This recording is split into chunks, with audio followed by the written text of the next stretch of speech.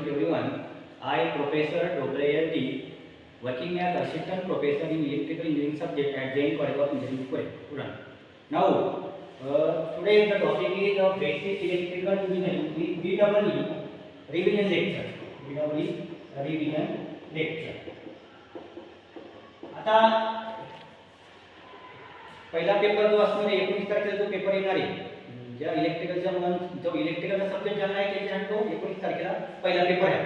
तर काही मुलांचा 60 मार्काचा पेपर असेल, काही मुलांचा 70 मार्काचा पेपर असेल. ज्यांचा विषय राहिला त्यांचा 70 मार्काचा असणार आहे आणि ज्यांचा विषय आता जे रेग्युलर आहे त्यांचा 60 मार्काचा असणार आहे. टोटल 5 युनिट आणि त्या 5 युनिटमध्ये 10 क्वेश्चन असणार आहे. क्वेश्चन 1 और क्वेश्चन 2 म्हणजे हे पहिल्या युनिटवरती असेल आणि त्यांचा 60 मार्काचा पेपर आहे त्यांच्यासाठी म्हणजे 6 आणि 6 अशा मार्काचे प्रश्न असणार आहे आणि ज्यांचा 70 मार्काचा पेपर आहे त्यांचा 6 आणि 8 अशा टाईपचा पेपर असणार आहे. आणि याच्यामध्ये एक थेअरी बघा, एक थेअरी आणि एक न्यूमरिकल प्रत्येक याच्यामध्ये आहे, कंपल्सरी आहे. पहिल्या क्वेश्चनमध्ये एक थेअरी एक न्यूमरिकल, सेम तसंच एक थेअरी एक न्यूमरिकल असणार आहे. त्याच्यामुळं न्यूमरिकलची पण तयारी तुम्हाला कंपल्सरी करावी लागणार आहे, नुसतं थेअरीवर डिपेंड राहून जमणार नाही. तर आज आपण फक्त रिव्हिजन टाईपचे घेणार आहे. तर त्याच्यामध्ये जर पाहिलं युनिट नंबर 1 आहे एलिमेंटरी कन्सेप्ट आणि डीसी सर्किट आहे. त्याच्यामध्ये जर पहिला प्रश्न जर पाहिला तर तो सिंगल लाईन डायग्राम आहे. आता सिंगल लाईन डायग्राम आल्यानंतर समोर आपण आपली बॉडी लक्षात ठेवायची. त्याच्यामध्ये जनरेशन, ट्रान्समिशन आणि डिस्ट्रीब्युशन आहे. तर जनरेशन आपलं डोकं हेड आहे, हे जनरेशन झालं. या ठिकाणी मध्ये जो येणार आहे पार्ट त्याचा हात वरती केले आणि मध्ये 2 लाईन मारल्या तर हात खाली करायचे. ट्रान्सफॉर्मरचा सिम्बॉल आला, ट्रान्समिशन सिस्टीम झाली. मग प्रायमरी सेकंडरी असेल, प्रायमरी डिस्ट्रीब्युशन, सेकंडरी डिस्ट्रीब्युशन आणि खाली कंझ्युमर आहे. आणि याच्यामध्ये पहिल्यांदा जनरेटिंगमध्ये 11 किलोवोल्ट दाखवा, ते स्टेप अप करा, नंतर स्टेप डाऊन करा, स्टेप अप करा आणि खाली 440 अशा पद्धतीने सिंगल लाईन डायग्राम लक्षात ठेवायची.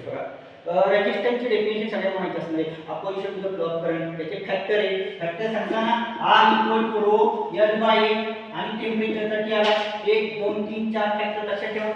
त्याच्यानंतर पुढे गेल्यानंतर डेफिनेशन येईल. आता या डेफिनेशन मध्ये काय होतं, सगळे करेक्ट डेफिनेशन लिहितात.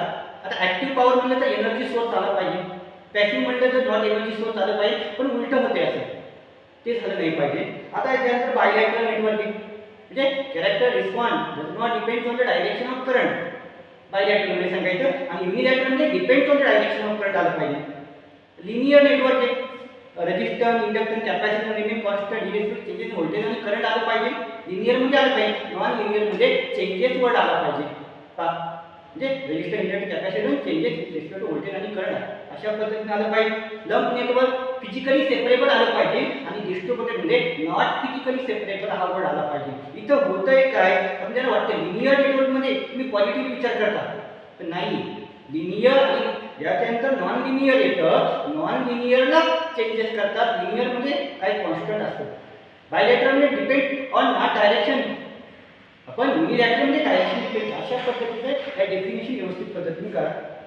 पुढचा महत्त्वाचा प्रश्न तो डेल्टा टू स्टार आणि स्टार टू डेल्टा करा. डेल्टा टू स्टार आणि स्टार टू डेल्टा मध्ये या ठिकाणी बघा डेल्टा टू स्टार.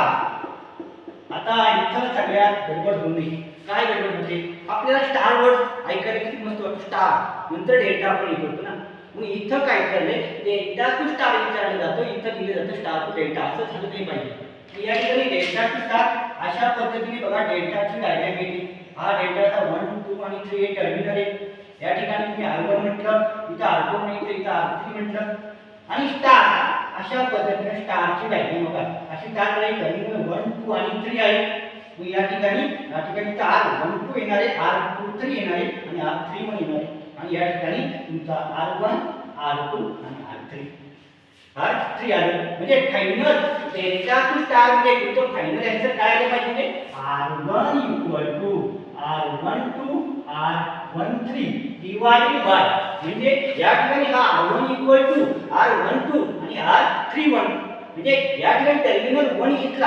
हा 1 म्हणजे हा टर्मिनल 1 आले त्याचे शेजारचे 2 करायचे, डिवाइड बाय तिघांचं ऍडिशन करायचं आहे. म्हणजे R1 = हा R12 आणि हा R31. या ठिकाणी R31 घेतला, समजा इथं R31 घेतला, डिवाइड बाय तिघांचं आलं पाहिजे. डेल्टा म्हणजे सम आलं पाहिजे, R12 R23 आणि R31. हे अशा पद्धतीने याचा आन्सर असा आहे. हे R1 चं झालं. हा टर्मिनल R2 घेतला समजा, मग हा R2 इक्वल टू बघा इथं बघा डेल्टा मध्ये हा R2 आहे 2 आहे, याच्या शेजारचे दोन हे शेजारचे दोन घेतल्यानंतर R12 आणि R23 divide by R12 R23 आणि R31 हे झालं R2 चं. सेम आता थर्ड टर्मिनल घ्या आणि या ठिकाणी थर्ड टर्मिनल येणार आहे R3 इक्वल टू हा टर्मिनल 3 आहे याच्या शेजारचे दोन्ही आहेत, म्हणजे या ठिकाणी काय घ्यायचं R23 R31 divide by R12 R23 आणि R31. हे फायनल आन्सर असं आलं पाहिजे त्याचं. डेल्टा टू स्टार म्हटले मी, डेल्टा टू स्टार. आणि पुढचा प्रश्न येतो स्टार टू डेल्टा. बघा पुढचा जो क्वेश्चन येणार आहे तो येणार आहे स्टार टू डेल्टा.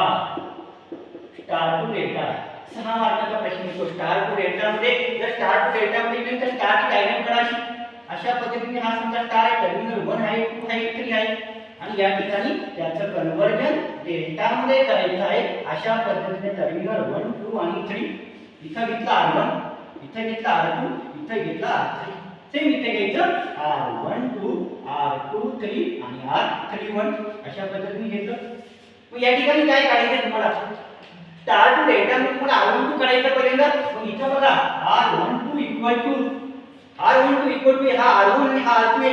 R12 समजा 1 आणि 2 टर्मिनल आहे, हे कसं करायचं R1 आणि हा R1 plus R2 plus R1 R2 divide by R3. म्हणजे याच्यामध्ये नसलेला टर्मिनल 3 आहे म्हणून डिवाइड बाय 3 आला. सेम तसंच R23 equal to R2 plus R3 plus R2 R3 divide by R1. याच्यामध्ये काय नाही टर्मिनल 1 नाही म्हणून तो डिवाइड आला. Same R31 equal to R3 plus R1 plus R3 R1 divide by R2. Terminal 2 इथं नाहीये. हे फायनल आन्सर आलं पाहिजे स्टार टू डेल्टाचं. आणि जर एखाद्याला गडबड वाटली नाही लक्षात आलं दोन्ही पण राईट करून टाकायचं delta to star star to delta.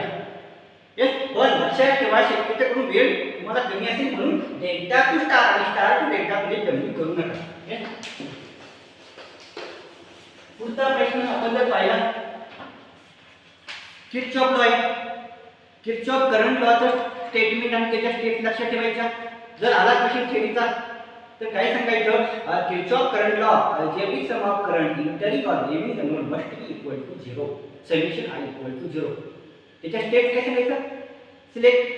या ठिकाणी step number 1 mark all the node, mark all the branch current, apply KCL आणि solve equation simultaneous by Cramer rule.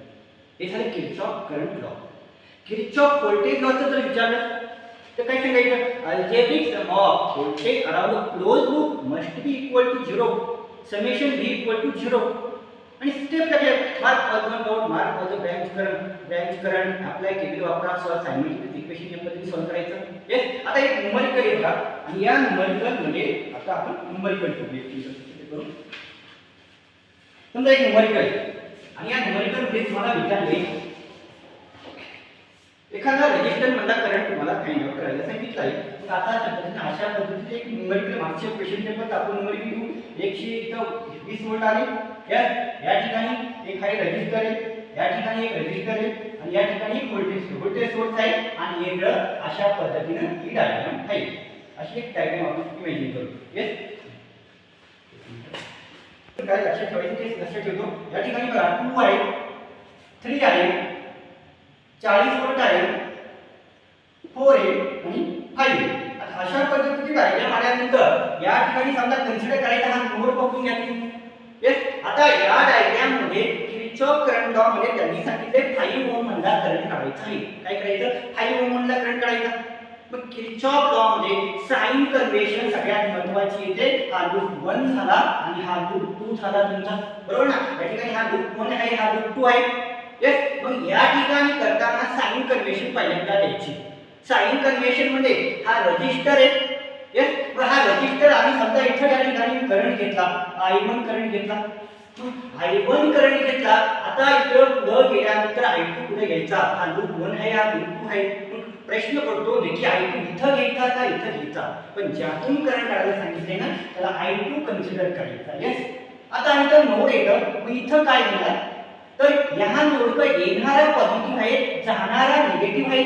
मग येणारा पॉझिटिव्ह म्हणून हा I1 प्लस झाला आणि हा I2 मायनस झाला. येस. आणि या ठिकाणी अशा पद्धतीनं या दोन लूप म्हणजे I1 मायनस I2 इथपर्यंत अशा पद्धतीने लिहिलं. येऊन झाले एवढंच लूप आहे. पण आता सगळ्यात महत्त्वाचं साइन कन्व्हेन्शन इथं गडबड होते. तर साइन कन्व्हेन्शन मध्ये काय करायचं, या ठिकाणी हा पहिला आहे ना रजिस्टर आणि करंट डायरेक्शन सेम आहे ना. पहिला पॉईंट प्लस घ्यायचा, दुसरा पॉईंट मायनस घ्यायचा. परत या ठिकाणी पहिला पॉईंट प्लस दुसरा मायनस, इथं प्लस आणि मायनस असणार आहे. ही बॅटरी व्होल्टेज सोर्स आहे. ही मोठी लाईन आहे म्हणून प्लस, ही छोटी लाईन मायनस घ्यायचं. आणि त्या पद्धतीने एवढं केल्यानंतर इकडं पण इथं प्लस मायनस, इथं प्लस आणि मायनस घ्यायचं. आणि या ठिकाणी सॉल्व करताना लूप नंबर 1 पहिला सॉल्व करून घ्यायचा. त्याला 2 मार्क तुम्हाला भेटतात. लूप नंबर 1 चं इक्वेशन बनवलं, तुम्हाला 2 मार्क भेटले. अशा पद्धतीने एवढं सॉल्व करायचं. नंतर लूप नंबर 2 तुम्ही सॉल्व करा, त्याला 2 मार्क भेटतील. ते ॲक्युरेट काढलं तर फ्रॉम इक्वेशन 1 कडे जायचं. आणि इक्वेशन 1 कडे जायल्यानंतर त्यातून I1 ची व्हॅल्यू काढून घ्या आणि ती I1 ची व्हॅल्यू इक्वेशन 2 मध्ये टाकून तुम्हाला I2 सॉल्व करता येईल. म्हणजे तुम्हाला फाइंड आउट करायचं आहे. 5 ओहमचा करंट म्हणजे तुम्हाला I2 फाइंड आउट करायचं आहे. येस. म्हणजे अशा पद्धतीनं हे न्यूमेरिकल किर्चॉफ लॉचं सॉल्व करायचं. पुढचा प्रश्न गेला तो सुपरपोजिशन थिअरम. आणि सुपरपोजिशन थिअरमचं स्टेटमेंट आणि स्टेप तुम्हाला विचारल्या जातील. सुपरपोजिशन थिअरमचं statement, any linear network containing 2 or more sources. या ठिकाणी बघा अशा पद्धतीने आपल्याकडे समजण्यासाठी कसं आहे, याचं किट लक्षात ठेवा तुम्ही. येस. याच्या किट मध्ये बघा एनी लिनियर नेटवर्क कंटेनिंग 2 आणि 2 or more sources, the response current is equal to the algebraic sum of response current caused by individual sources acting alone. थोडक्यात कसं लक्षात ठेवायचं, दोन्हीकडून सप्लायला करंट मेजर केला, तो करंट कशाला इक्वल येतो, ही साइड शॉर्ट, इकडून सप्लाय द्यायचा प्लस इकडून सप्लाय द्यायचा, ही साइड शॉर्ट करायची. म्हणजे या ठिकाणी IL equal to IL dash plus IL double dash अशा पद्धतीने तुमचं आन्सर आलं पाहिजे. येस. आता याच्यावरती पण एक न्यूमेरिकल जाऊ आपण. सेम क्वेश्चन पेपर पाहिले, क्वेश्चन पेपर मध्ये एक डायग्राम येते आणि त्याच्यावरती किर्चॉफ लॉ आणि सुपरपोजिशनचं न्यूमेरिकल विचारलं जातं बघा. मग आता या ठिकाणी काय करू आपण, सुपरपोजिशनचं न्यूमेरिकल करू. समजा अशा पद्धतीने आहे. येस. हा इथं झाला, इथं रजिस्टर झाला, या ठिकाणी परत बॅटरी सोर्स आला, इथं रजिस्टर आहे, इथं रजिस्टर आहे आणि अशी डायग्राम आहे. परत या डायग्राम मध्ये प्लस मायनस 120 व्होल्ट आहे. इथं समजा 2 आहे, इथं 3 आहे, इथं 4 आहे, इथं 5 आहे आणि प्लस मायनस 40 व्होल्ट. आता सुपरपोजिशन थिअरम मध्ये बघा एक न्यूमेरिकल तुम्हाला विचारलेले. या ठिकाणी लक्षात ठेवा, हा नोड लक्षात ठेवा, इथं मध्ये आलेला नोड आहे. मग आता याच्यामध्ये काय करायचं, एक व्होल्टेज सोर्स तुम्हाला अप्लाय करायचंय. तुम्ही 120 अप्लाय करा, या 40 ला शॉर्ट करा. येस. मग 40 ला शॉर्ट केल्यानंतर हा 4 आणि 5 तुमचा सिरीज मध्ये येणार आहे. लक्षात ठेवा 4 आणि 5 सिरीज मध्ये घ्यायचा आणि याला असा 3 पॅरलल करायचा. म्हणजे तुम्ही या ठिकाणी बघा, या ठिकाणी काय केलं, हा व्होल्टेज सोर्स तुम्ही इकडे शॉर्ट केलाय. येस. तुम्हाला प्रश्न असा विचारला गेला 5 ओम मधला करंट काढा. तुम्हाला प्रश्न काय विचारलाय, 5 ओम मधला करंट काढायला विचारले ना. मग या ठिकाणी काय करायचं, apply select any one source, हा 120 अप्लाय करायचा, याला शॉर्ट केला आणि हा 4 आणि 5 हा मायनस हिच्यामध्ये येणार आहे, सिरीज मध्ये येणार आहे आणि हा 9 आला, 9 पॅरलल 3 घेतला. तुम्ही या ठिकाणी टोटल रेजिस्टन्स तुम्ही काढला. येस. समजा याच्यावरून एक डायग्राम अशी बनवायची आहे तुम्हाला. कशा पद्धतीने डायग्राम बनवायची बघा, अशा पद्धतीने हा अशी डायग्राम, या ठिकाणी हा शॉर्ट केला म्हणून इथे शॉर्ट झाला आणि या ठिकाणी एक अशा पद्धतीने करा. प्लस मायनस 120 व्होल्ट म्हटलं, इथं 2 ओम आहे, इथं 4 आणि 5 9 आला आणि इथं तुमचा 3 आलेला आहे. येस. आणि मग तुम्हाला काय करायचं आहे, या ठिकाणी बघा 3 आणि 9 हे पॅरलल करून घेतलं तुम्ही. येस. 3 आणि 9 तुम्ही पॅरलल करून घ्यायचं. मग पॅरलल केल्यानंतर तुम्हाला टोटल रेजिस्टन्स काढायचा, याची एकच ब्रँच होणार आहे आणि हा 2 आणि याच्यामध्ये हा ऍडिशन करायचा. म्हणजे तुम्ही काय केला, टोटल रेजिस्टन्स काढला. त्याच्यानंतर टोटल करंट काढायचा. I1 आता व्होल्टेज सोर्स म्हणून घेतला, I1 V1 आपण तुम्ही RT काढा. म्हणजे V1 आपण RT घ्यायचा, हा V1 120 घ्यायचा आणि डिवाइड बाय यांचा टोटल रेजिस्टन्स येणार तो घ्यायचा. नंतर काय करायचं, या फिगरच्या यायचं या फिगर काढल्यानंतर या फिगर मध्ये या ठिकाणी टोटल करंट तुमचा IT असणार आहे. यस, आणि तुम्हाला कोण सांगितलंय मिथाला करंट काढायला सांगितलंय. बाईओमनला करंट फाइंड आउट करायला सांगितलं ना. मग या ठिकाणी बघा कसं करायचं. IL डॅश इक्वल टू एवढी डायग्राम घ्यायची. ह्या डायग्रामचा एवढा पार्ट घ्यायचा. इथं सगळ्यांच्या लक्षात येत नाही. या ठिकाणी या डायग्रामचा एक अर्ध्या डायग्रामचा पार्ट घेतल्यानंतर तुम्हाला करंट डिव्हिजन रूल वापरायचा आहे. करंट डिव्हिजन रूल काय सांगतो. ज्यातून करंट काढायला सांगितलं की नाही त्या शेजारची व्हॅल्यू वरती घ्यायची. मग शेजारी काय येते 3/3 + 9 इंटू टोटल करंट IT घ्यायचा. हा IL डॅश झाला. हे तुमचं हाफ न्यूमरिकल झाले तर तुम्हाला 2 मार्क भेटतात. सेम तशाच पद्धतीने करा. काय करायचं आहे हा 120 शॉर्ट करा आणि हा 40 व्होल्ट अप्लाय करा. पण आता हा मध्ये आलाय इथे साइडला असतं तर बरोबर दोन असतं. मध्ये आला ना मग काय करायचं ही जी आपली ब्रांच आहे ना एक्सचेंज करायची. याला इथे घ्यायचं कॅरेक्टर मध्ये टाकायचं. एक ब्रांच एक्सचेंज केल्यानंतर सेम तुम्हाला अशी डायग्राम भेटेल. अशा डायग्राम मध्ये या ठिकाणी ही डायग्राम भेटली. सेम प्रोसेस करायची तुम्हाला. टोटल रेजिस्टन्स करा, टोटल करंट काढा, IL डबल डॅश काढायचं आणि final answer IL double dash काढायचं. Final answer IL equal to IL dash plus IL double dash. अशा पद्धतीने तुम्ही ते तुमचे आन्सर काढून घ्या. बघा हे युनिट नंबर 1 मध्ये तुम्हाला एवढं करायचं. ह्याचा पार्ट येतो बघा. डेफिनेशन मध्ये काय सांगायचं. मॅग्नेटिक फील्ड आहे. Regional magnetic with effect magnetic plus total number of lines of force plug density B equal to phi upon A. लक्षात ठेवा. Field train ampere turns upon length. MMF generation of flux or flow of flux. Reluctance opposition to the flow of काही flux आणि define permeability. हा एक question लक्षात ठेवा. ability of material to carry the flux line. लक्षात ठेवा. त्याचे types absolute आहे, रिलेटिव्ह परमिएबिलिटी आहे आणि त्याचे फॉर्म्युले आहेत. Absolute permeability μ = B upon H. Relative permeability μ = B upon B0. Absolute मध्ये परमिएबिलिटी फ्री स्पेस आहे. B0 ची व्हॅल्यू लक्षात ठेवा 4π × 10⁻⁷. महत्त्वाचा प्रश्न इलेक्ट्रिकल आणि मॅग्नेटिक सर्किट पर 6 मार्क तिथं आलीच पाहिजे तुम्हाला. इलेक्ट्रिकल आणि मॅग्नेटिक सर्किटचं कंपॅरिझन काय येतं याची तुम्हाला 6 मार्क पडलेच पाहिजे. बघा काय इलेक्ट्रिक सर्किट आहे इकडं किती सोपा प्रश्न येतो आणि इकडे येतं मॅग्नेटिक सर्किट येतं. बघा इलेक्ट्रिक सर्किट मध्ये करंट दाखवायचा आहे. मॅग्नेटिक मध्ये तुम्ही फ्लक्स फाय दाखवा. इलेक्ट्रिक मध्ये EMF दाखवायचं. मॅग्नेटिक मध्ये MMF आला पाहिजे. इलेक्ट्रिकल मध्ये रेझिस्टन्स आलं पाहिजे. इकडे रिलक्टन्स आलं पाहिजे. हे सगळे सिमिलर पॉइंट आहेत. काय सिमिलर पॉइंट येतात. काही मुलं फक्त सिमिलर पॉइंट येतात डिसिमिलर लिहित नाही मग 2 मार्क कट होतात. या ठिकाणी आता इथं हे झाले सिमिलर पॉइंट. एक formula R = ρ L/A. Same R = ρ L/A. इथं ठीक कंपॅरिझन तुम्ही लिहू शकता. इथं कंडक्टर म्हणायचं, इकडे मॅग्नेटिक पार्ट म्हणायचं. किरचॉफ करंट लॉ आहे, इकडे किरचॉफ फ्लक्स लॉ आहे. करंट डेन्सिटी इकडे फ्लक्स डेन्सिटी. हे सिमिलर पॉइंट झाले. आता डिसिमिलर पॉइंट मध्ये काय सांगायचं. या ठिकाणी current does not pass through air, flux can pass through air, resistance constant, reluctance vary येतं. त्याच्यानंतर इन्सुलेशन सिस्टीम व इन्सुलेशन नॉट. अशा पद्धतीचा हा एक प्रश्न तुमच्या हातातले मार्क तुमची त्याला भेटतील. पुढे गेल्यानंतर फॅरेडेचा लॉ आहे. आता फॅरेडेचा 2 लॉ आहे का.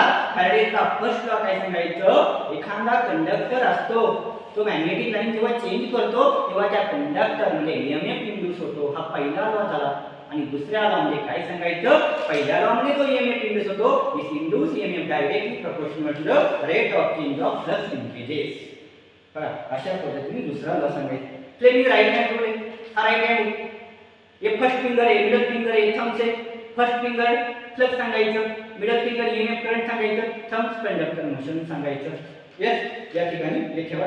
Expression for dynamically induce EMF चं हे डेरिवेशन E = BLP sin θ. हे डेरिवेशन आपण घेतले त्या पद्धतीने ते सॉल्व करून पहा. पुढं कोएफिशिएंट ऑफ कपलिंग K. हे डेरिवेशन येतं कोएफिशिएंट ऑफ कपलिंग K म्हणजे काय. K तर काढायचे K = m/√L1 L2 किंवा K = m/ maximum mutual inductance. हे कोएफिशिएंट ऑफ कपलिंगचे म्युच्युअल इंडक्टन्सचे 2 म्युच्युअल इंडक्टन्स मध्ये 2 कॉईल आहेत. पहिली कॉईल दुसरी कॉईल घेऊन त्या पद्धतीने ते न्यूमरिकल सॉल्व करून घ्यायचे. पुढे गेल्यानंतर आपल्याला energy stored in magnetic field. बघा energy stored in magnetic field आणि हे डेरिवेशन येतं derived expression for energy stored in magnetic field किंवा इंडक्टरवर येतो. याचं फायनल आन्सर आहे E = 1/2 Li² जूल. बघा अशा पद्धतीने E = 1/2 Li² जूल हे तुमचं आन्सर या ठिकाणी आलं पाहिजे. ते युनिट नंबर 2 झालं. पुढे युनिट नंबर 3 काय केला?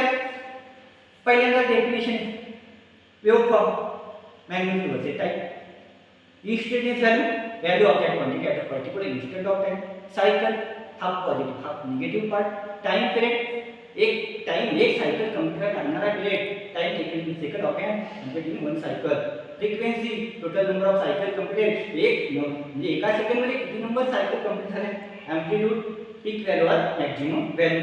येस आता पुढे येतं सगळ्यात तुमचे हातातले 6 मार्क कसे पाहायचे. RMS व्हॅल्यू RMS व्हॅल्यू बघा या ठिकाणी RMS व्हॅल्यूची डेफिनेशन आहे. मग RMS व्हॅल्यूची डेफिनेशन स्टेडी स्टेट और DC current that is required to produce the same amount of heat produced by AC current provided that resistance and time. आणि त्याचं डेरिवेशन RMS व्हॅल्यूचं डेरिवेशन तुम्हाला हे करायचंय. आणि RMS व्हॅल्यूचं डेरिवेशन या ठिकाणी करंट लक्षात ठेवा RMS इक्वल आलं पाहिजे 0.707 * Im. इथं गडबड होते, ॲव्हरेज व्हॅल्यू दिलं जातं नाही. Derived expression for RMS value आणि मॅक्सिमम व्हॅल्यू आल्यानंतर RMS = 0.707 * Im. आणि एक सायकल आपण पाहिली, सायकल काढायची टोटल AC फंडामेंटल एक सायकलवर डिपेंड आहे. हा एक वेव्हफॉर्म आला 0/2π आणि या ठिकाणी रूट मीन्स स्क्वेअर येतो म्हणून I² = I²M sin²θ अशा पद्धतीने इथं स्क्वेअर आला पाहिजे. जर ॲव्हरेज व्हॅल्यू जर पाहिलं ॲव्हरेज व्हॅल्यूचं पण डेरिवेशन इथे नाही तर ॲव्हरेज व्हॅल्यू राहील. आणि ॲव्हरेज व्हॅल्यू मध्ये तुम्हाला काय करायचं आहे, ॲव्हरेज व्हॅल्यू बघा याची definition the value of that quantity at a particular instant of म्हणजे ॲव्हरेज व्हॅल्यू एक ॲव्हरेज व्हॅल्यू आहे averaging all instantaneous value over a period of half cycle. Averaging all instantaneous value over a period of half cycle त्याला म्हणायचं average value. ही cycle आता इथं average आलं म्हणून I = Im sin θ पासून सुरुवात करायची आणि फायनल आलं पाहिजे I average = 0.637 * Im. हे डेरिवेशन 6 मार्काला तुम्हाला प्रूव्ह करून दाखवायचं आहे. पुढे गेल्यानंतर फॉर्म फॅक्टर आणि पीक फॅक्टरची डेफिनेशन आहे. फॉर्म फॅक्टर RMS व्हॅल्यू आपण ॲव्हरेज व्हॅल्यू म्हणजे फॉर्म फॅक्टर Kf येतं त्याचं 1.11 कॉन्स्टंट व्हॅल्यू आहे. Peak factor Kp peak value आपण RMS व्हॅल्यू 1.414 ही व्हॅल्यू त्याची लक्षात ठेवा. Expander lagging leading in phase आउटफेज.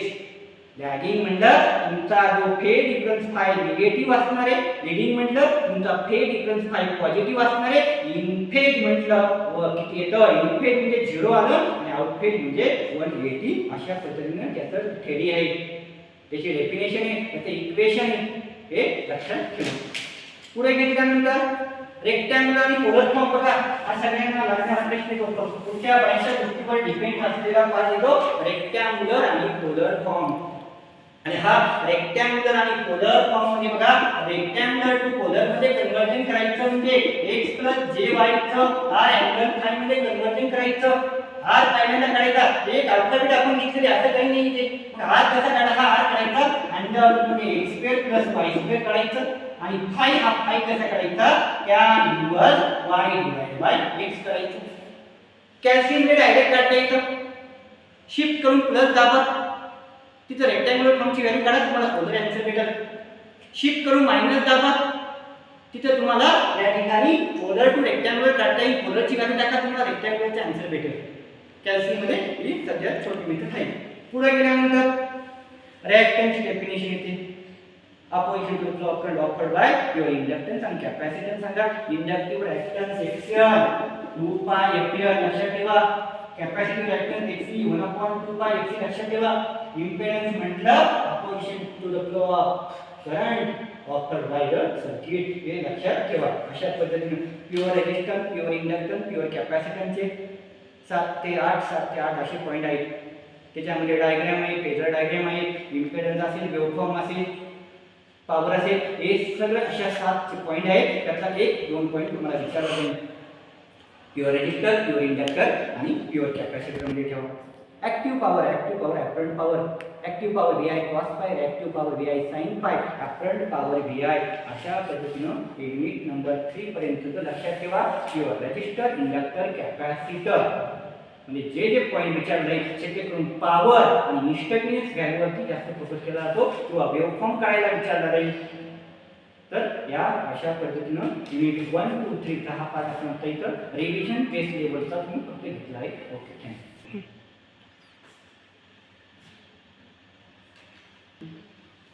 तर नेक्स्ट आहे आपलं युनिट नंबर 4 आहे बघा, सिंगल फेज एसी सर्किट आणि 3 फेज एसी सर्किट मध्ये. आता याच्यामध्ये युनिट नंबर 4 आता युनिट नंबर 4 आहे आपलं. त्याच्यामध्ये काय आहे, सिंगल फेज एसी सर्किट आणि 3 फेज एसी सर्किट आहे. सिंगल फेज एसी सर्किट मध्ये आता जर गेलो तर सिरीज आरएल सर्किट आहे, series RC, series RL circuit. याच्यामध्ये जर पाहिलं तर 7-8 पॉईंट येतात त्याची डायग्राम आहे, वेव्हफॉर्म आहे, फेजर डायग्राम आहे. त्याच्यानंतर त्याच्यामध्ये इम्पेडन्स आहे, पॉवर ट्रायंगल आहे, इम्पेडन्स ट्रायंगल येतं. मग आता या ठिकाणी ट्रायंगल काढायला विचारलं जातं कधी draw the power triangle, draw the impedance triangle. त्याच्यानंतर इम्पेडन्स येतं. याच्यामध्ये हे जे पॉईंट असतात ना सिरीज आरएल आणि सिरीज आरसी सर्किट मध्ये, तर याच्यामध्ये न्यूमरिकल पण विचारले जाते तुम्हाला आणि याच्यामध्ये त्यातला पॉईंट एक स्पेसिफिक पॉईंट विचारला नाही. इन्स्टंटेनियस पॉवर एक्सप्लेन करून दाखवा किंवा पॉवरचं इक्वेशन कसं आलं ते एक्सप्लेन करा. त्याच्यानंतर वेव्हफॉर्म काढा. अशा पद्धतीनं सिरीज आरएल, आरसी आणि आरएलसी त्याचे एक परफेक्ट पॉईंट करायचं. न्यूमरिकल मध्ये पण आता न्यूमरिकल गेल्यानंतर तुम्हाला इथं इम्पेडन्स असणार आहे आणि या ठिकाणी रेक्टँगल आणि पोलर फॉर्म तुम्हाला यूज करून काढावा लागणार आहे. इम्पेडन्स फाइंड आउट करायला लागतो. त्याच्यानंतर बाकीचे भाग तुम्ही सॉल्व्ह करणार आहे. तर अशा पद्धतीने सगळी आरएल, आरसी आणि आरएलसी ते लक्षात ठेवा. पुढे गेल्यानंतर रेझोनन्स फ्रिक्वेन्सीचं डेरिव्हेशन येतं. रेझोनन्स फ्रिक्वेन्सी म्हणजे FR = 1/2 पाय अंडर LC. हे एक्चुअल इंडक्टिव्ह रिॲक्टन्स आणि कॅपॅसिटिव्ह रिॲक्टन्स नुसार हे तुम्हाला रेझोनन्स फ्रिक्वेन्सीचं डेरिव्हेशन काढता आलं पाहिजे. पुढे गेल्यानंतर ॲडव्हान्टेज, आता ॲक्टिव्ह पॉवर, ॲपरंट पॉवर वगैरे ते तुम्हाला पॉवर फॅक्टरची डेफिनेशन तुम्हाला विचारले जाईल. आता पुढे advantage of 3 phase AC circuit. आता ॲडव्हान्टेज लक्षात ठेवायचं आहे. More output, smaller size, smaller cross sectional area, bigger power factor, balance load, हे 8-9 पॉईंट आहेत आणि ते 3 फेज कंपेअर सिंगल फेज असं तुम्हाला ॲडव्हान्टेज करायचे आहे. Definition phase sequence. आपला फेज सिक्वेन्स काय सांगतो, RYD हा आपला फेज सिक्वेन्स येतो. या सिक्वेन्स नेहमी reach their maximum positive value सांगायचं. हा फेज सिक्वेन्स लक्षात ठेवा. बॅलन्स लोड म्हणजे बॅलन्स लोड मध्ये इम्पेडन्स आणि फेज अँगल इक्वल सांगा. अनबॅलन्स मध्ये इम्पेडन्स आणि फेज अँगल नॉट इक्वल सांगा. बस याच्यामध्ये हा पार्ट झाला. आणि सगळ्यात महत्त्वाचा पार्ट येतो डेरिव्हेशन येतं. डेरिव्हेशन स्टार सिस्टीमचं डेरिव्हेशन करा.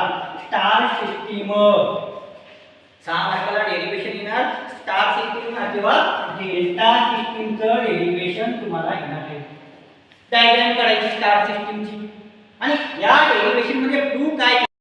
स्टार मध्ये तुमचा line current equal to phase current असतो आणि line voltage equal to √3 phase voltage असतं तुमचं. तुम्हाला प्रूव्ह करायचं आहे prove that the relation between line voltage आणि phase voltage in star system हे कसं आलं, VL इक्वल टू √3 VPH कसं आलं हे तुम्हाला प्रूव्ह करून दाखवायचं आहे. आणि या ठिकाणी डेल्टा सिस्टीम मध्ये डेल्टा मध्ये व्होल्टेज इक्वल असतं म्हणजे लाईन व्होल्टेज स्टार सिस्टीम आणि डेल्टा सिस्टीम आहे. तर स्टार सिस्टीम मध्ये करंट इक्वल असतो म्हणजे line current equal to phase current आला आणि line voltage equal to √3 phase voltage आलं. डेल्टा सिस्टीम कडे गेल्यानंतर line voltage equal to phase voltage आलं. डेल्टा मध्ये व्होल्टेज इक्वल असतं म्हणून VL इक्वल टू VPH आलं आणि IL इक्वल टू √3 IPH आलं. स्टार मध्ये तुम्हाला हे line voltage equal to √3 phase voltage कसं आलं हे प्रूव्ह करायचंय. डेल्टा मध्ये तुम्हाला हा line current equal to √3 phase current कसं आलं ते प्रूव्ह करायचंय. याच्यामध्ये पण तुम्हाला rectangular form, polar form use करून तुम्हाला ते सॉल्व्ह करायचं आहे. यस, हे स्टार आणि डेल्टाचं हे लक्षात ठेवा. हे 6 आणि 6 मार्क तुम्हाला भेटलीच पाहिजे. पुढे न्यूमरिकल आहे. न्यूमरिकल साठी काय करायचं, हे स्टारचं न्यूमरिकल आल्यानंतर हे लक्षात ठेवा, डेल्टाचं न्यूमरिकल आल्यानंतर हे रिलेशन लक्षात ठेवा. हे सगळ्यात मोठं महत्त्वाचं आहे. इथं म्हणजे स्टार करंट इक्वल, डेल्टा म्हणजे व्होल्टेज इक्वल आणि इथं स्टार मध्ये व्होल्टेज डिफरंट आणि इथं करंट डिफरंट येतो. डेल्टा म्हणजे याचे न्यूमरिकल आणि त्याचं डेरिव्हेशन. इथं जर 6 मार्काचं न्यूमरिकल 6 मार्काचं डेरिव्हेशन इथं तुमची मार्क भेटली पाहिजे तुम्हाला. येस, हे युनिट नंबर 4 झालं. आणि लास्ट आपण आपले युनिट नंबर 5 कडे पहा. युनिट नंबर 5 कडे आपण जातो. ट्रान्सफॉर्मर, सिंगल फेज ट्रान्सफॉर्मरचं वर्किंग प्रिन्सिपल सांगायचं. एक डायग्राम वर अशा पद्धतीने एक आयर्न कोर दाखवा तुम्ही. त्या आयर्न कोर मध्ये इथं प्रायमरी वायंडिंग दाखवा. या ठिकाणी अशा पद्धतीने एसी सप्लाय दाखवायचा आणि इथं तुम्ही सेकंडरी वायंडिंग दाखवा. दोन कनेक्ट करा. करंट पास केला प्रायमरीला तुमचे प्लस फ्लो झाले सेकंडरी मध्ये आणि सेकंडरी मध्ये तुमचा म्युच्युअल ईएमएफ इंड्यूस झाला according to the Faraday's law. हे त्याचं वर्किंग प्रिन्सिपल तुम्ही ट्रान्सफॉर्मरचं सांगा. Types of transformer, core type, shell type, berry type. हे ट्रान्सफॉर्मरचे टाइप्स आहेत. त्याच्यामध्ये प्रत्येक पॉइंट कोर टाइप मध्ये सिंगल मॅग्नेटिक सर्किट असतं, सिलेंड्रिकल वायंडिंग असते. शेल टाइप मध्ये डबल मॅग्नेटिक सर्किट असतं, सॅन्डविच टाइप वायंडिंग येते. व्हेरी टाइप डिस्ट्रीब्युटेड येतं. आणि त्याच्यामध्ये जर नाही आला तर कंपॅरिझन बिटवीन कोर टाइप आणि शेल टाइप याचे 4 ते 5 पॉइंट आहेत. सेम असं लिहायचं. सिंगल विंडो आहे, तिथे डबल विंडो आहे. तो कोर मध्ये सिंगल विंडो, शेल मध्ये डबल विंडो आहे. सिलेंड्रिकल वायंडिंग आहे, तिथे सॅन्डविच वायंडिंग आहे. असे 3-3, 4-4 पॉइंट या ठिकाणी मी करायचे आहे. पुढचा प्रश्न येतो derive the EMF equation of single phase transformer. EMF equation आलं पाहिजे. फायनली आन्सर असं आलं पाहिजे V1 = 4.4 per F phi N1 आणि V2 = 4.4 per F phi N2. फॅराडेचं इक्वेशन वापरून तुम्ही ते सॉल्व्ह करणार आहे. या ठिकाणी पण तुम्हाला एक सायकल अशी काढायची आहे. त्या सायकल वरून जे इक्वेशन येतं त्या इक्वेशन पासून तुम्ही सॉल्व्ह करणार आहे. phi = sin omega t. हे डेरिव्हेशन इक्वेशन तुमचं येईल त्या पद्धतीने ते सॉल्व्ह करून घ्यायचं. यस, पुढे गेल्यानंतर ट्रान्सफॉर्मरचं रेटिंग केव्हीए का बरं? Copper law depend current, iron law depend voltage, total law depend volt ampere. हे त्याचं रेटिंग येतं. हे सांगा प्रायमरी फुल लोड करंट काढायला आला तर I1 = लक्षात ठेवा KVA × 10⁻³ येतं आणि I2 = KVA × 10⁻³ इथं हे प्रायमरी फुल लोड करंट आणि सेकंडरी फुल लोड करंटचं तुम्ही असं लक्षात ठेवा. पुढे गेल्यानंतर losses in transformer, iron loss आणि copper loss. Iron loss, copper loss variable असतात, आयर्न लॉस कॉन्स्टंट असतात. कॉपर लॉस मध्ये पुढे वायंडिंग मध्ये होतं, आयर्न लॉस कोर मध्ये होतं. त्याची डेफिनेशन लक्षात ठेवा.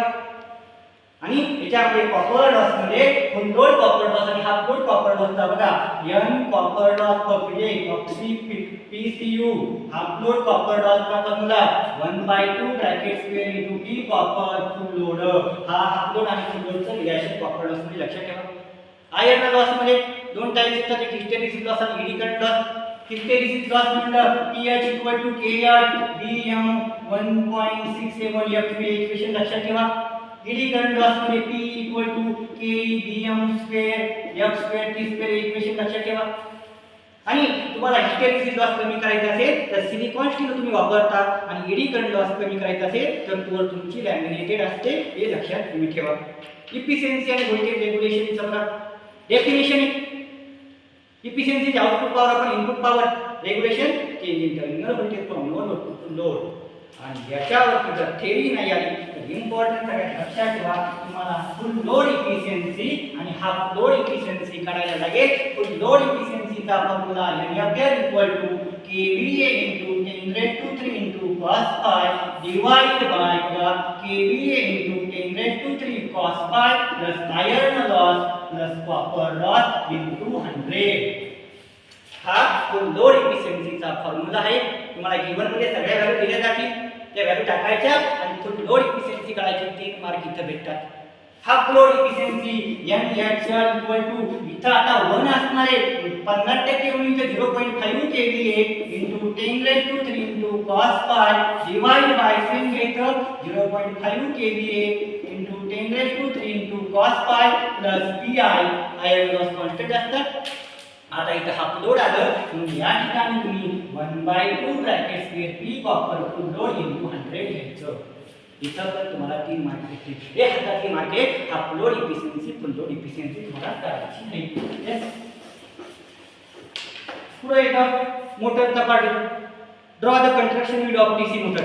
डीसी मोटरचा गोल सर्कल काढून आपण या ठिकाणी दाखवायचे.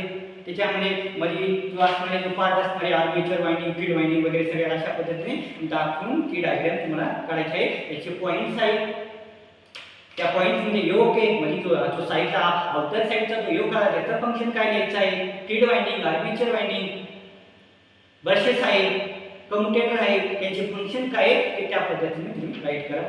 Working principle of DC motor.